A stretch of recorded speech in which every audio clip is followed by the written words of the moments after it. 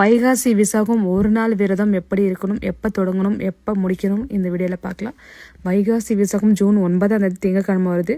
நமக்கு விசாக நட்சத்திரம் ஜூன் 8ஆம் தேதியே தொடங்கிடுது.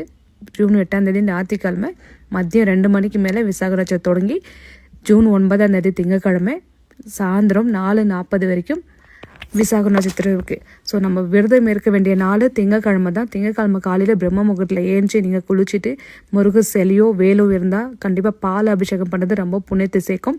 பால் அபிஷேகம் பண்ணிவிட்டு அலங்காரம் பண்ணிவிட்டு நெய்வேத்தியம் உங்களால் என்ன முடியுமோ அதை வச்சு நெய் தீபம் ஏற்றி வழிபட்டுட்டு உங்களை விரதத்தை தொடங்குங்க. அன்றைக்கி சாயந்தரம் 6 மணிக்கு நீங்கள் எப்போ நீங்கள் பூஜை பண்ணாலும் பரவாயில்ல, ஆனால் உங்களோட விரதத்தை விடுறது 6 மணிக்கு மேலே விடுறது நல்லது.